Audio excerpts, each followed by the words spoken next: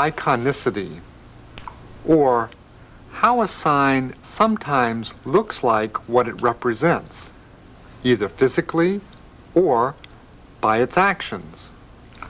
Often, this iconicity is used as an aid to remembering the sign. Yes, remembering the signs for the names of the countries is easy when you link the sign with a short, simple explanation for its meaning. Let's learn the names for countries, along with some description of what the sign may represent. First of all is America, which may represent the split rail fences of early America. Sometimes people say that the entwined hands mean how people in America are united. Really, it doesn't matter which idea helps you remember the sign. Probably neither concept is related to the historical origin of the sign itself. It's just to help you remember. Now we will show you the signs for different countries and will give you explanations to help you remember them. Countries are a lot of fun and are easy too. Russia looks like the position of the hands during a Russian dance. Russia. Ireland. Ireland is famous for potatoes, so the sign is similar to potato. Ireland. Germany, representing the bird on the German insignia. Germany.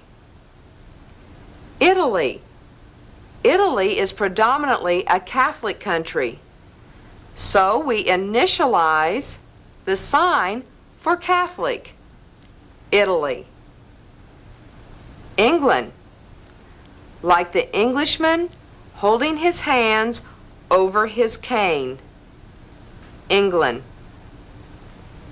Canada, the Canadian Mountie got his man.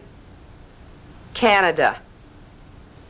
Africa is an initialized sign. Africa. Compare that with China, Japan, and Korea. All initialized signs showing the shape of an Oriental person's eyes.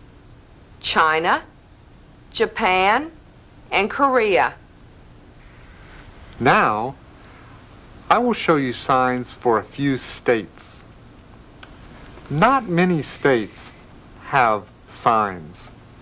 For those states, just fingerspell the abbreviation, like ND, for North Dakota, PA, for Pennsylvania, SC,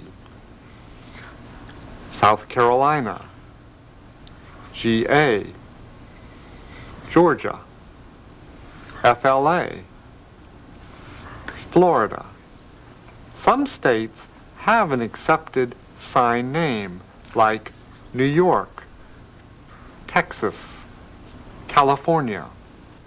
Many cities have signs that are initialized. Here are just a few. Chicago, Baltimore, Pittsburgh, Boston, Washington, Houston, Detroit, Atlanta, and Dallas. Anna Rinaldi is here to tell you a story. Watch closely and see how much you understand as she tells the story without voice. She will then tell the story again, and we'll add voice to help you.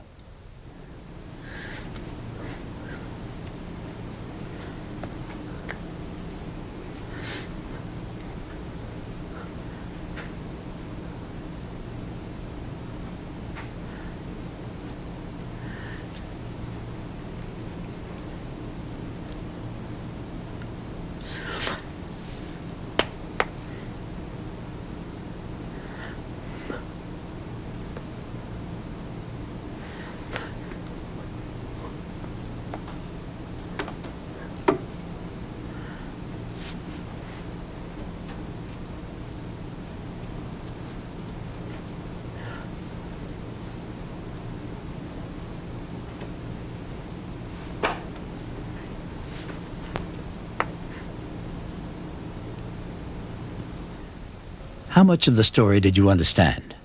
Let's watch again, this time with voice to help you. 22 years ago, my husband and I moved here from Arizona. I didn't like the desert in Arizona. I wanted to live near the mountains. I remember it just like it was yesterday. The first time that we moved here, there was no house here.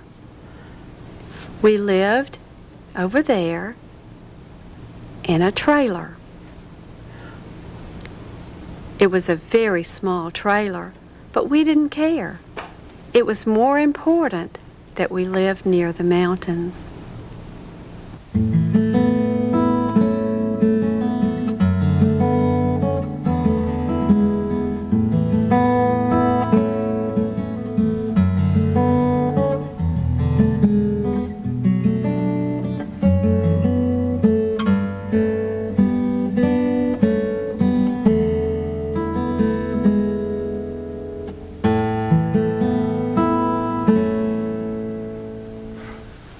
So, that's our program on places. We learned geography, time of day, countries, states, cities, and so much more. And an important concept that was introduced was Gestuno.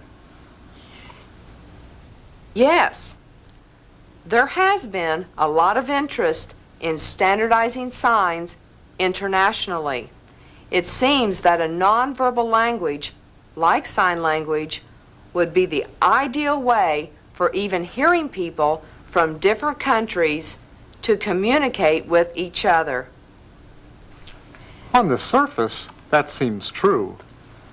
But a set of vocabulary signs can't become a language.